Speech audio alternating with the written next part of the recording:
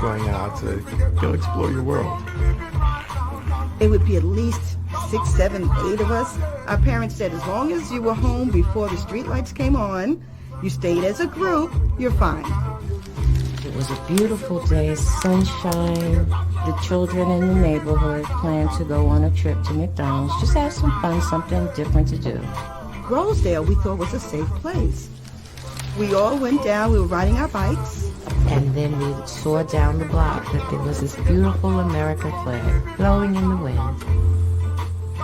We saw a group outside on the block, so we was like, oh, this is a block party. The last thing that I remember was someone saying, oh, a parade. And so we went down to go see the parade. And I laugh about it to this day because it was a parade to get the black people out of Rosedale.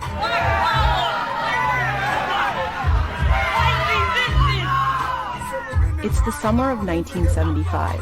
White residents in Rosedale, Queens are protesting black families moving into the neighborhood.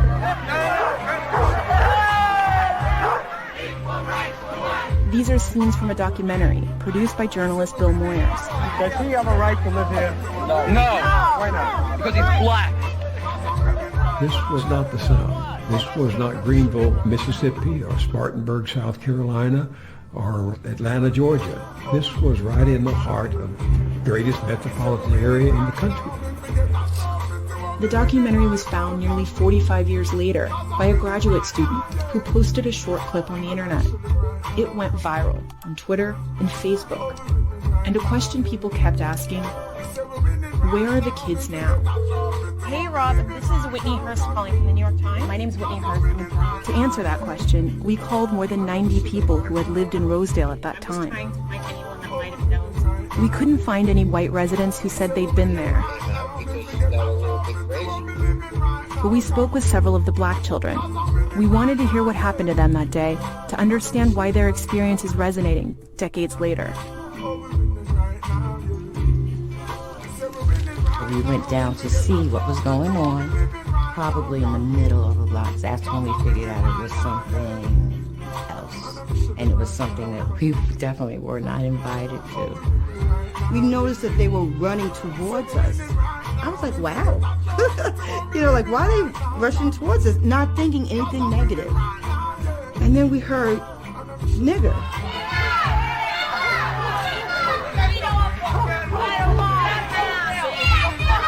They surrounded my best friend at the time, Marina. One of the young men hit her. They started calling us names. They started throwing rocks. Hearing the word, hearing it directed at me, why are you calling me that? That's not me. I've always been told that's not me. I didn't understand. I was like, who do you think you are to say we can't come here? Like, how dare you? What happened? This little boy, he threw the rock. He tried to hit my sister, but he almost hit me about that much away from me. And I was sure which he had hit me with that rock. I would pick up the rock right next to me and hit him right dead in his face. I was just kind of amazed to see that people can act like that, to tell you the truth. That was like really the first where I was like, wow, people do not like black people. They gonna always do that. They always spit on us like we some dogs. They always gonna back on them. Ain't nothing gonna change. I immediately was reminded of those programs my parents would have me watch with the dogs and the hoses and people trying to vote and being killed and lynched. It went right back to my history in this country. It just linked me immediately with that whole experience because I felt it. Do you forgive them? No.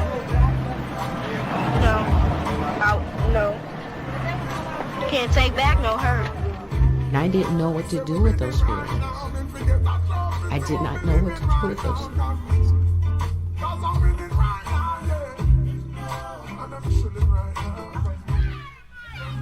For Moyers, the video going viral shows how powerful images can be. He tried to hit my sister, but we were in their neighborhood. I do believe that television has been a great teacher.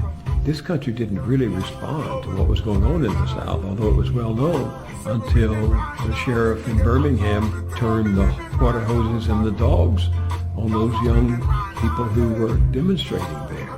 We knew about it. We heard about it. We were aware of it, but we didn't see it. We couldn't escape it once we saw it. South Jamaica was coming to the neighborhood in a demonstration of support. Every time a group of blacks get together, they want to help Rosedale with their problems. We don't need any outsiders helping us with our problems. And we'll stay black, period.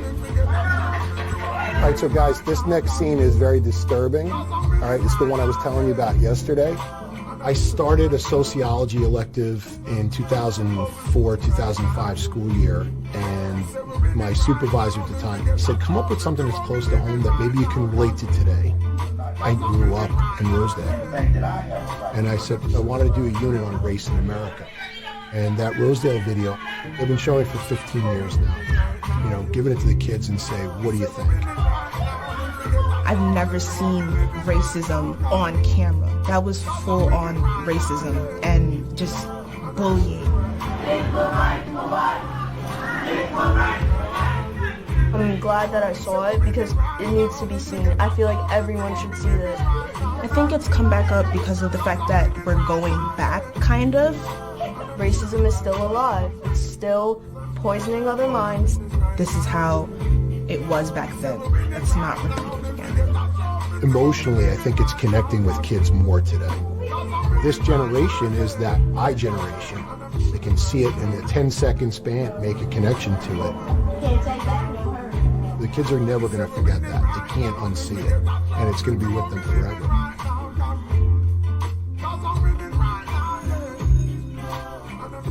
Rosedale, it's turned predominantly black now, so we're welcome there now.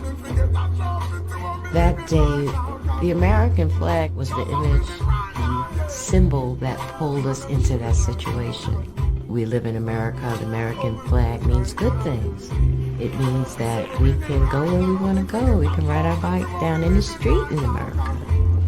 But it really represented a symbol of do not enter. So they took that beautiful image and turned it into something ugly for me. And I want the flag back.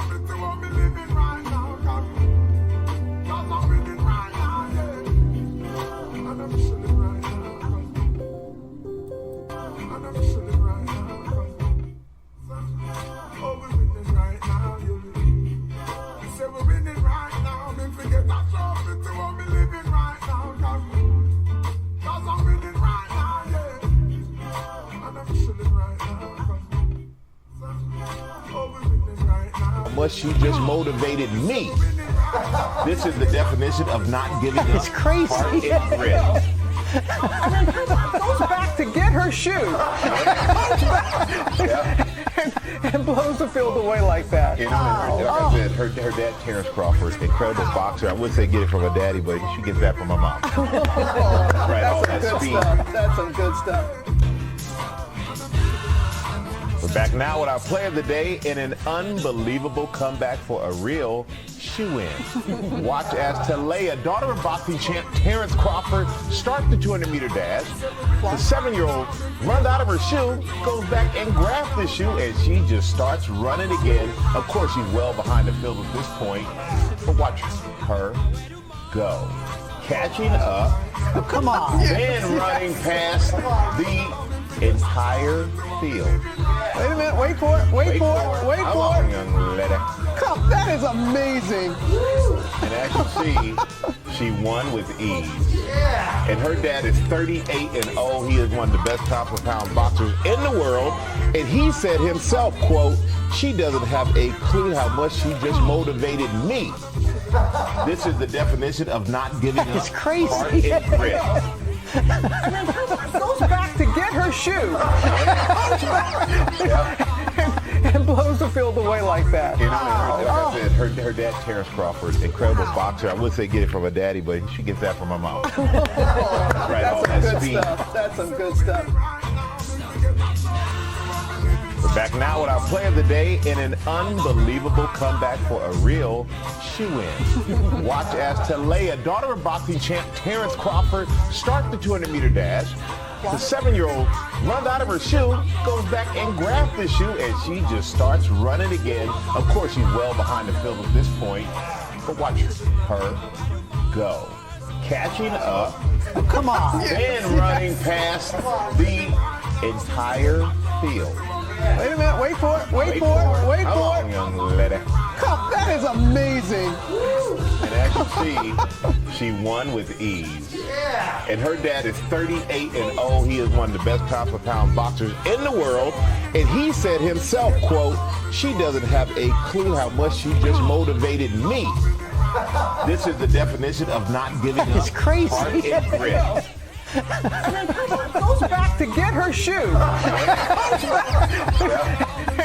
and blows the field away like that. Anyway, like I said, her dad, Terrence Crawford, incredible boxer. I would say get it from her daddy, but she gets that from her mom.